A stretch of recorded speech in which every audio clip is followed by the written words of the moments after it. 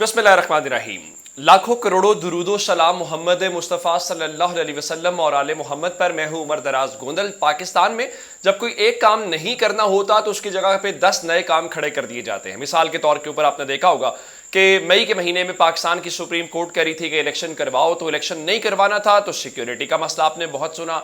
उसके बाद पैसों का मसला सुना। आजकल आप ये तो नहीं सुन रहे होंगे, उसकी वजह यह है जिसको रोकना था उसको सिस्टम अपने जोर के ऊपर रोकने की कोशिश कर रहा है। अब एक नया काम शुरू किया गया है। चूंकि पहले एक मसला था, अब पैसे आ गए। जरा एक सोचने वाली बात है कि मुस्लिम लीग नून जो है वो अगर जुलाई के महीने में IMF से पैसे रिसीव कर लेगी तो उसके एक महीने बाद यानी 14 अगस्त तक पाकिस्तान के अंदर कौमी असम्बली की मुद्दत खत्म हो जाएगी। तो असम्बली की मुद्दत खत्म होने के बाद अब ये सोचें कि क्या हुकूमत इलेक्शन में जाना चाहेगी। वो कहेंगे नहीं जी, हमें पैसे मिले हैं तो हम $3 अरब इधर से उधर करके हम ये कर देंगे वो कर देंगे, तो हम अवाम को पहले रिलीफ दें, हम अवाम को ये करें। पॉलिटिकल जो नैरेटिव है तो हम उसके बाद इलेक्शन में जाएं, ये एक उनका ख्याल हो सकता है। लेकिन अब एक नौ सूबों की नई बात की गई है। गो के मैं ये समझता हूं कि पाकिस्तान में एडमिनिस्ट्रेटिव इंतजामी बुनियाद के ऊपर नए सूबे बनने चाहिए।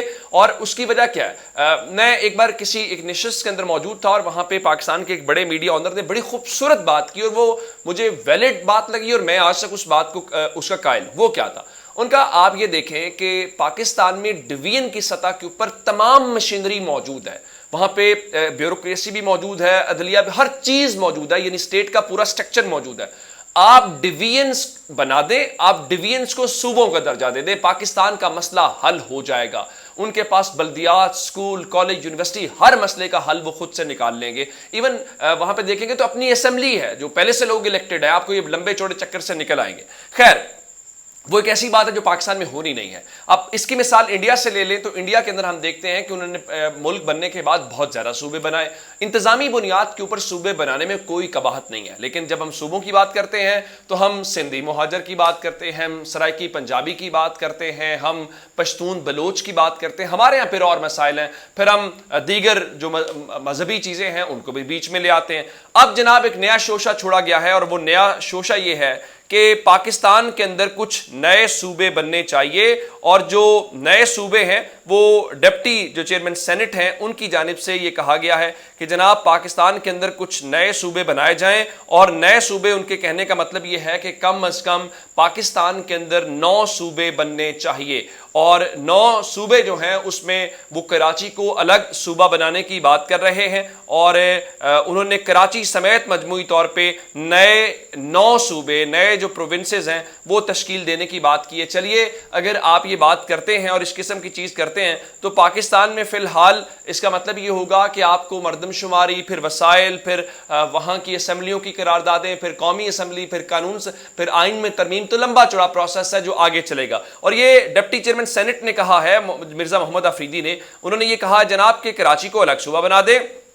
उसके अलावा जो साबिक फाटा का इलाका है और हजारा जिले को अपने सूबे बनाने के साथ पंजाब और बलूचिस्तान को 3-3 सूबों में तकसीम कर दें। कराची को मुकम्मल तौर पे अलग सूबा बना दें, फाटा को अलग सूबा बना दें, हजारा को अलग सूबा बना दें। और इस तरह से उनके मुताबिक अगर ये सूबे बन जाते हैं तो NFC अवार्ड के जरिए, चूंकि फाइनेंस कमीशन पहले नेशनल सतह के ऊपर फिर सूबों की सतह के ऊपर जाएगा, तो इनको NFC के जरिए अपना हिस्सा जो है वो मिलता रहेगा। लेकिन मैं ये नहीं कह रहा कि उनकी मैं नेक नीयती के ऊपर शक कर रहा हूं, लेकिन प्रॉब्लम यह है कि पाकिस्तान में जब इस किस्म की चीजें की जाती हैं तो फिर उसका आगे कोई जो रिजल्ट है वो हमें साफ नजर नहीं आता। अब अगली बात मैं आपको बताना चाहता हूं कि अंदाजा इस बात से कीजिए कि जो इस्लामाबाद कौन संभाले का वाला तनाजा है, ये मामला है, इस वक्त डेड लॉक है। और डेड लॉक वाली खबरें मैं आपको देता रहा हूं कि निगरान वजीर आजम के नाम के ऊपर, असेंबलियों के ऊपर, चूंकि असेंबली अगस्त के अंदर चली जा रही है, नून लीग नहीं चाहती इलेक्शन के अंदर, पीपल्स पार्टी चाहती है हमें इलेक्शन सूट करते हैं। अब से थोड़ी देर पहले आरिफ हमीद भट्टी साहब ने भी हमारी इस खबर की तस्दीक की है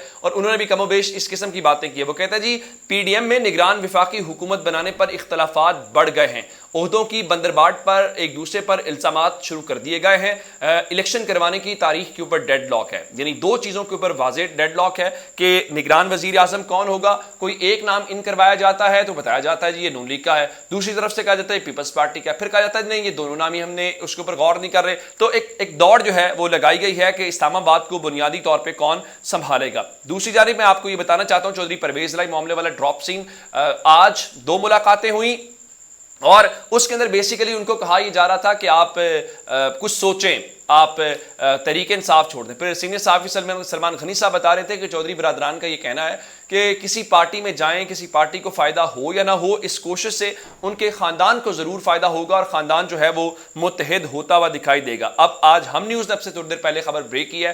ہم نیوز کا دعویٰ یہ ہے کہ چودھری پرویز الہی نے سیاست کے پیش نظر صحت کے پیش نظر سیاست سے علیحدگی کے اوپر غور شروع کر دیا ہے۔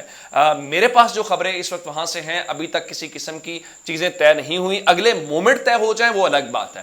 چونکہ میں نے خود بھی یہ خبر آج اس کے اوپر کام کیا اور اس خبر کے حوالے سے بتایا گیا ہے کہ پہلے چودھری شجاعت اور سالک اور جو ہیں وہ پیغام لے کے آئے، لیکن اس سے بات نہیں بنی۔ اس کے بعد دوبارہ آئے کہ چلیں آپ سوچ لیں، لیکن ابھی تک اصل مسئلہ وہی ہے مونس الہی کا۔ مونس باہر بیٹھے ہوئے ہیں اور مونس کسی طور پہ بھی بات سننے کو تیار نہیں ہے۔ ادھر میں آپ کو دبئی والے معاملے کی اگر بات بتاؤں تو اب ذرا وہاں سے بھی ہلچل ہونا شروع ہو گئی ہے۔ ہمیں بتایا گیا ہے کل سے جو نیا ہفتہ شروع ہو رہا ہے اس کے اندر پیپلز پارٹی اور نون لیگ کے درمیان ایک اور ملاقات جو ہے وہ ہو سکتی ہے۔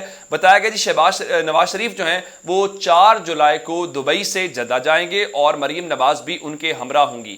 پورا ہفتہ وہ وہاں پہ گزاریں گے، جس کے بعد 10 جولائی کو نواز شریف جدہ سے لندن روانہ ہو جائیں گے۔ یعنی آپ یوں سمجھیے کہ نواز شریف 10 جولائی کو پاکستان نہیں آئیں گے بلکہ لندن جائیں گے۔ تو ایک بار پھر وہ جو خبریں چلائی گئی تھیں کہ وہ آ رہے ہیں تو وہ فی الحال پاکستان نہیں آ رہے، وہ اسمبلی ٹوٹنے کے حوالے سے اور بہت سارے معاملات کے اوپر جو ہے پھر مریم نواز جو ہے جی وہ فوراً پاکستان پہنچیں گی۔ ظاہر ہے کہ وہ سیاسی طور پہ پاکستان کے اندر آ کے ہمیں بتائیں گی کہ عمران خان پاکستان میں رہ کے بھی بزدل آدمی ہے اور نواز شریف جو ہیں وہ لندن، جدہ، دبئی وہاں بیٹھ کے بھی بہادر آدمی ہے اور ان سے بہتر کوئی کام جو ہے وہ نہیں کیا جا سکتا۔ اب اندازہ لگائیے کہ عید کے موقع کے اوپر جو کچھ ہوا، مہنگائی، دیگر چیزوں کے متعلق خبریں میں آپ کو دیتا رہوں۔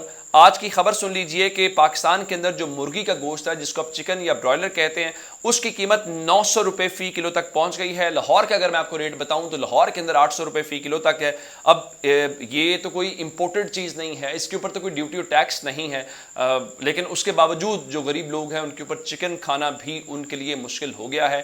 لیکن چونکہ IMF کے پیسے آ گئے ہیں تو اب غریبوں کو ریلیف اور جو آسانی ہے وہ مل جائے گی۔ اور دوسری جانب پاکستان کے اندر کیا کہنا چاہیے، ابھی حج والے جو معاملات تھے آپ جانتے ہیں کہ عمران خان کی حکومت میں حج کے انتظامات کیسے تھے، اور اب ذرا وہ مذہبی جماعت فضل الرحمان کی جو ہے ان کے پاس یہ وزارت ہے اور کیا کچھ تھا وہ آپ پوچھ لیجئے۔ اب وہ کیا فرما رہے ہیں۔ آج پاکستان اس بار تاریخ میں پہلی بار ایسا ہوا کہ پاکستان کے پاس حج کوٹا زیادہ تھا لیکن حاجی کم تھے اور پاکستان کو یہ حج کوٹا واپس کرنا پڑا۔ بھلا کیوں؟ ہمارے پاس افورڈیبلٹی نہیں ہے۔ جن لوگوں نے درخواستیں دی ان کو موقع مل گیا، وہ رب کے گھر میں گئے اور وہاں پہ جو بھی وہ چاہتے تھے تو وہ انہوں نے کیا۔ اب وفاقی وزیر جو مذہبی امور ہیں سینیٹر طلحہ، وہ بتا رہے ہیں جناب وہ سال 2024 حج کے لیے 1,79,210 عازمین حج کا کوٹا لے کے آئے ہیں۔ بالکل ٹھیک ہے، کوٹا تو لے کے آئے ہیں۔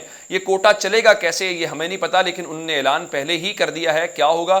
ان کے مطابق اس سال جو ہے ان کے مطابق جی 1,60,000 کے قریب جو ہیں وہ پاکستانیوں نے فریضہ حج ادا کیا ہے، اور ان کے مطابق آئندہ سال اگر آپ نے حج کرنا ہے تو پاکستان کی حکومت کی طرف سے یہ واضح اعلان ہے کہ حج کے جو انتظامات کے لیے جو پیسے ویسے آپ نے دینے ہیں، یا جو آپ یہ سمجھیے کہ جو اس کے اخراجات ہیں یا اس کے لیے آپ کو جانے کے لیے، تو وہ آپ کو وہاں کی کرنسی میں نہیں ہے یا پاکستان کی کرنسی کے اندر نہیں ہے، بلکہ آپ کو ڈالرز کے اندر پے کرنا ہے۔ جس کا مطلب یہ ہے کہ آپ اوورسیز جو آپ کو ویسے بہت برے لگتے ہیں، جن کا ووٹ آپ کو نہیں چاہیے، یہاں پہ پارٹیسپیشن فیصلہ سازی میں نہیں چاہیے، لیکن آپ کا کوئی اوورسیز پاکستانی رشتہ دار ہے تو وہاں سے ڈالرز پے کریں اور یوں آپ حج کے اوپر چلے جائیں، تو یہ تجربہ کاروں اور مذہبی جماعت والوں کا کام ہے، یہ یہی کر سکتے ہیں۔ اپنا بہت سارا خیال رکھیے گا، خدا حافظ۔